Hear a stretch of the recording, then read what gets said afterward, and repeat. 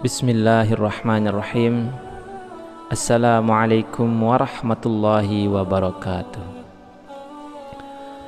Syukur alhamdulillah, kita masih diberikan begitu banyak kenikmatan sehingga kita bisa bertemu di channel ini. Marilah kita senantiasa bersolawat serta salam kepada junjungan kita Nabi Muhammad sallallahu alaihi wasallam. Allahumma salli ala Sayyidina Muhammad wa ala ali Sayyidina Muhammad. Doa dan harapan saya, semoga saudaraku semuanya selalu diberikan kesehatan, dilapangkan rezekinya, diampuni dosa-dosanya, dan dipanjangkan umurnya. Amin ya rabbal alamin. Sahabat beriman, tak ada kebahagiaan yang paling diimpikan oleh manusia selain dicintai oleh penciptanya, Allah Subhanahu wa ta'ala. Berbagai cara dan upaya kita lakukan supaya bisa mendapatkan ridho dari Sang Pencipta. Baik itu dalam ibadah, aktivitas, bahkan dalam hendak tidur pun kita selalu ingin mencari ridho Allah Subhanahu wa ta'ala. Hal tersebut kita lakukan semata-mata untuk bisa mendapatkan perhatian dari Sang Khalik. Karena keutamaan ketika kita dicintai Allah Subhanahu wa ta'ala, insya Allah kita akan mendapatkan kenikmatan di dunia, terlebih lagi kenikmatan di akhirat.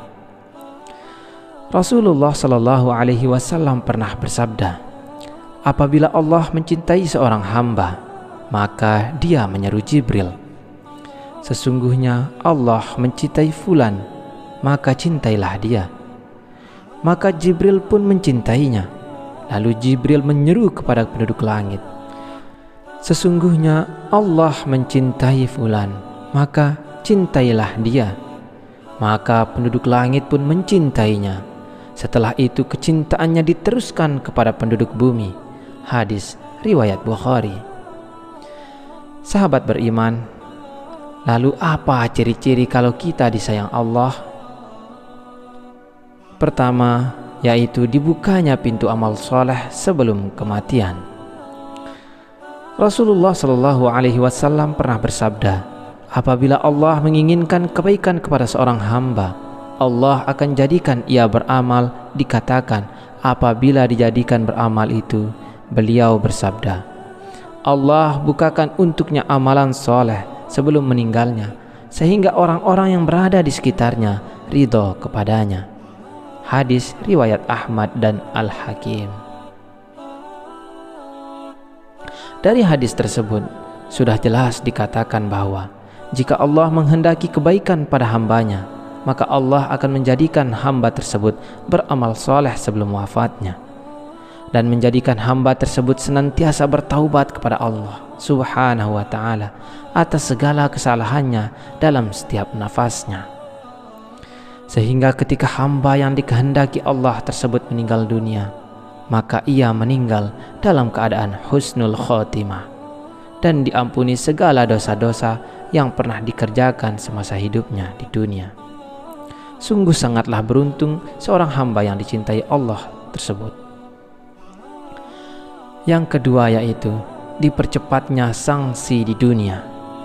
Rasulullah Shallallahu alaihi wasallam pernah bersabda, apabila Allah menginginkan kebaikan kepada hambanya, Allah akan segerakan sanksinya untuknya di dunia. Dan apabila Allah menginginkan keburukan kepada hambanya, Allah akan membiarkan dosanya di dunia sampai Allah membalasnya di hari kiamat. Meski salah satu tanda seseorang yang dicintai Allah Subhanahu wa ta'ala adalah dipercepat sanksinya di dunia, akan tetapi kita tidak dianjurkan untuk meminta kepada Allah agar dipercepat sanksi kita di dunia, karena belum tentu kita akan sanggup menghadapinya. Dikisahkan dari Anas radhiyallahu an, Rasulullah Shallallahu alaihi wasallam pernah menjenguk seorang laki-laki muslim yang sedang sakit sampai kurus dan lemah seperti seekor burung kecil. Kemudian Rasulullah Shallallahu alaihi wasallam bertanya kepadanya, apakah kamu pernah berdoa ataupun memohon sesuatu kepada Allah? Sahabat tersebut menjawab, iya, saya pernah berdoa. Ya Allah, ya Tuhanku, apa yang Engkau siksakan kepadaku di akhirat kelak, maka segerakanlah siksa tersebut di dunia.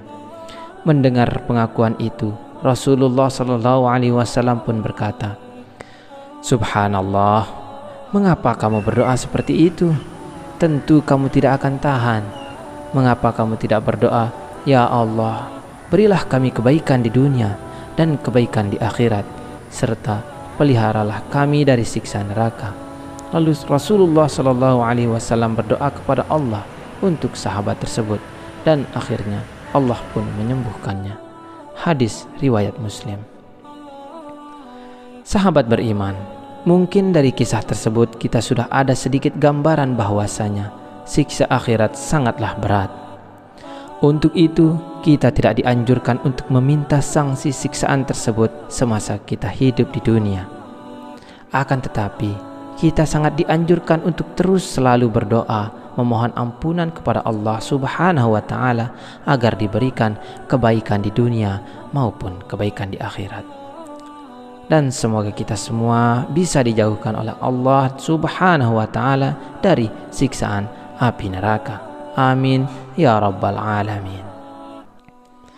Yang ketiga, difaqihkan dalam urusan agama. Rasulullah SAW pernah bersabda, barang siapa yang Allah inginkan kebaikan kepadanya, akan difaqihkan ia dalam agama. Hadis riwayat Bukhari dan Muslim. Yang dimaksud difaqihkan adalah pemahaman yang Allah Subhanahu wa Ta'ala berikan kepada seorang hamba sehingga ia mendapat pemahaman yang lurus terhadap Al-Quran dan hadis, di mana kefaqihan ini bersumber dari kepentingan hati dan dari akidah yang sahih. Karena saat hati dipenuhi dengan hawa nafsu, maka orang tersebut tidak akan dapat memahami Al-Quran dan hadis dengan benar. Yang keempat, diberikan ujian atau cobaan. Rasulullah SAW pernah bersabda, barang siapa yang Allah inginkan kebaikan, Allah akan memberinya musibah. Hadis riwayat Bukhari dan Ahmad.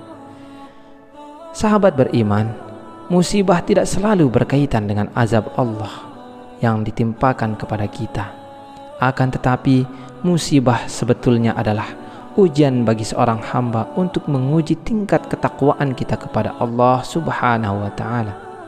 Rasulullah SAW pernah bersabda, setiap cobaan yang dihadapi umatnya itu untuk menggugurkan dosa dan mengangkat derajat. Begitu juga dalam Quran surah At-Taghabun ayat 11, Allah Subhanahu wa Ta'ala berfirman, tidak ada suatu musibah pun yang menimpa seorang kecuali dengan izin Allah. Dan barang siapa yang beriman kepada Allah, niscaya dia akan memberi petunjuk kepada hatinya dan Allah Maha mengetahui segala sesuatu. Dalam ayat tersebut sudah jelas dikatakan bahwa semua ujian datangnya dari Allah Subhanahu wa Ta'ala. Dan bagi siapapun yang berserah diri ketika mendapat ujian dari Allah, maka Allah akan memberikan petunjuk kepada hati orang yang sedang diuji supaya mendapatkan kebaikan dari suatu ujian tersebut. Untuk itu, apabila kita sedang diuji dengan pangkat atau jabatan, rendah hatilah atau tawadu supaya kita terhindar dari kesombongan.